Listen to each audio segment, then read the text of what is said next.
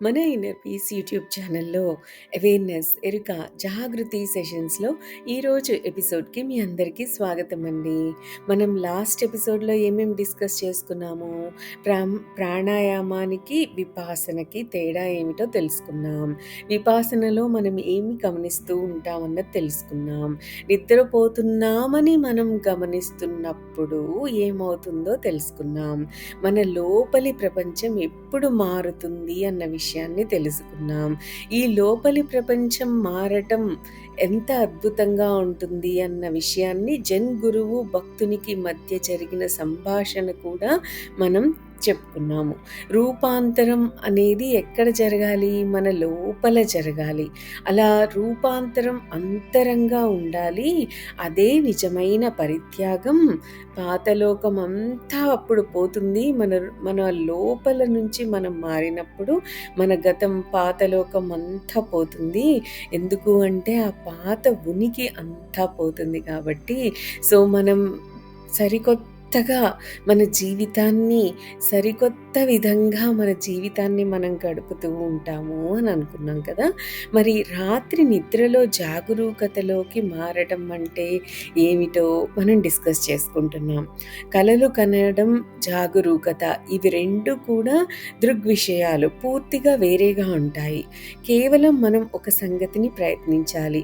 ప్రతి రాత్రి నిద్రపోబోతూ ఉన్నప్పుడు, అంటే ఎలాంటి టైంలో అంటే మనం సగం మెలకువ సగం నిద్రావస్థలో ఉన్నప్పుడు, నెమ్మదిగా నిద్రలోకి గాఢంగా వెళ్తూ ఉన్నప్పుడు మనం మళ్ళీ మళ్ళీ ఏమనుకోవాలి?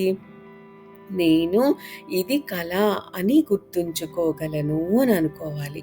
సో ఇలా మనం నిద్రపోయే వరకు ఈ ఇదే సెంటెన్స్ని, నేను ఇది కళ అని గుర్తుంచుకోగలను అన్న సెంటెన్స్ని మళ్ళీ మళ్ళీ తిరిగి తిరిగి అంటూ ఉండాలి. ఇలా కొన్ని రోజులు చేసిన తరువాత సడన్గా ఓ రోజున మనం ఆశ్చర్యపోతాం. ఎందుకు? ఒకసారి ఈ ఉద్దేశం, అంటే మనం ప్రతిరోజు రిపీట్ చేస్తున్న ఆ సెంటెన్స్, నేను ఇది కళ అని గుర్తుంచుకోగలను అన్న ఆ సెంటెన్స్ మన సబ్కాన్షియస్లో లోతుగా నాటుకుపోతుంది కొన్ని రోజులకి.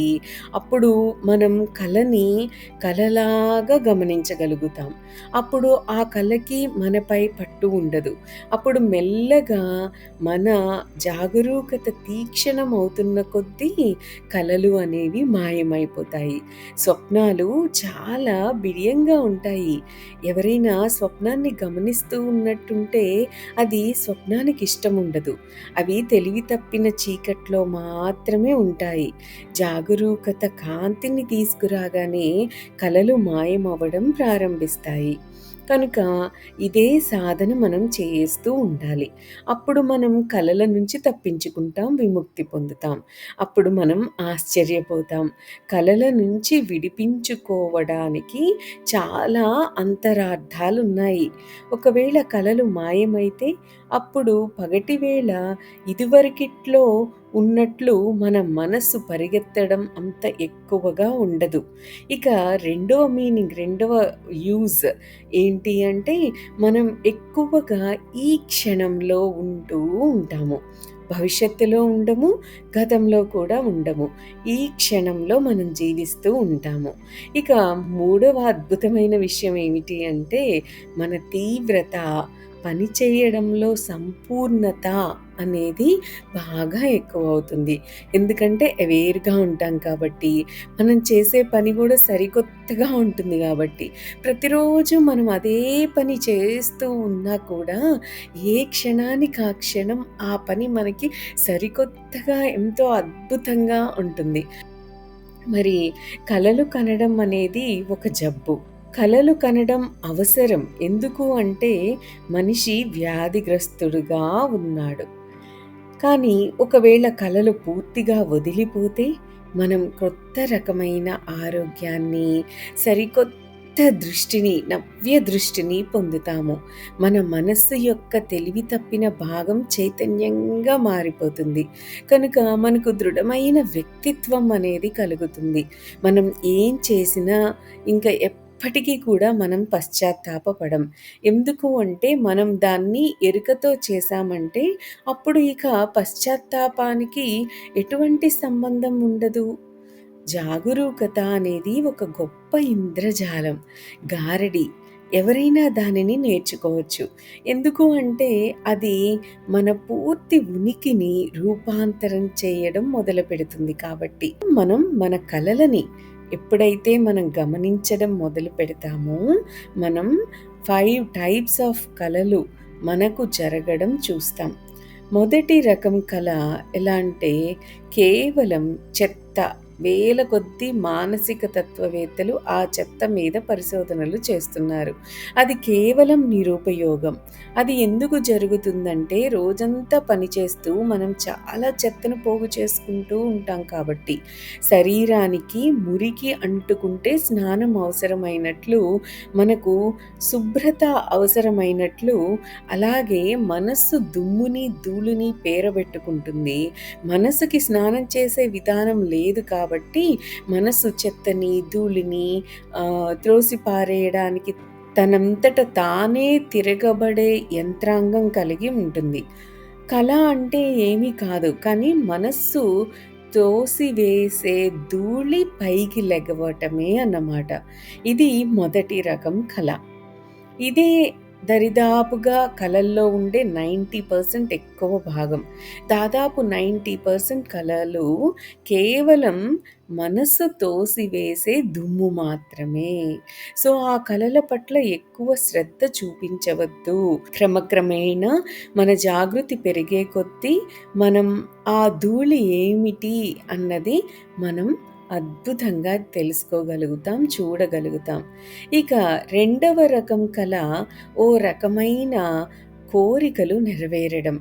చాలా రకాల అవసరాలు, సహజమైన అవసరాలు ఉన్నాయి. కానీ మతాచార్యులు, మత బోధకులు అని పిలువబడే వారు మన మనస్సుని విషపూరితం చేశారు. వారు మన ప్రాథమిక అవసరాలను తీర్చుకోవడానికి కూడా ఒప్పుకోరు. వారు మనల్ని పూర్తిగా నిషేధిస్తారు. ఆ నిషేధం, తప్పు పట్టడం మనలోకి ప్రవేశిస్తాయి. కనుక మన యొక్క చాలా అవసరాల కోసం మనం తపన పడుతూ ఉంటాం. ఆకలిగొన్న అవసరాలు తమని నెరవేర్చమని నిలదీస్తూ ఉంటాయి. ఈ రెండో రకం కళ ఇలా కోరికల్ని, వాంఛల్ని నెరవేర్చుకోవడం తప్ప మరేమీ కాదు. సో, మన మత గురువుల వలన, విషపూరితం చేసిన వారి వలన మన ఉనికికి ఇవ్వకుండా మనం ఏమేమి నిరాకరించామో అవన్నీ మనస్సు కళల్లో ఏదో విధంగా తీర్చుకోవడానికి ట్రై చేస్తూ ఉంటుందన్నమాట. కానీ ఎవరైనా అవసరాల కోసం చూడాలి కానీ అర్థం కోసం కాదు. అర్థమంతా ఎరిగి ఉన్న మనస్సుదే. అవసరమంతా తెలివి తప్పిన స్థితిది. ఇలాగే రెండవ రకమైన కళ ఉనికిలోకి వస్తుంది. మనం మన అవసరాల్ని ఖండిస్తూ వెళ్ళామనుకోండి, అప్పుడు మనసు వాటిని కళల్లో తీర్చుకుంటుంది. మనం గొప్ప పుస్తకాలని చదివి యోచనాపరుల చేత విషపూరితం అయిపోతున్నాం అంటారు ఓషో. వారు మన మనసుల్ని ఒక రకమైన మూసలో పోత పోశారు. మనం మన ఉనికితో ఇంక వెల్లడిగా బాహాటంగా తెరుచుకొని లేము. తత్వజ్ఞానం మనల్ని అంధుల్ని చేస్తుంది. అప్పుడు మనం మన అవసరాలను తెగ్గోయటం మొదలు పెడతాము. అప్పుడు ఆ అవసరాలు పైకి కలల్లో ఉబ్బుతాయి. ఎందుకు అంటే అపస్మారకానికి తత్వజ్ఞానాలు, వేదాంతాలు లేవు. అపస్మారకానికి ఏ అర్థం, ఏ ప్రయోజనం తెలీదు.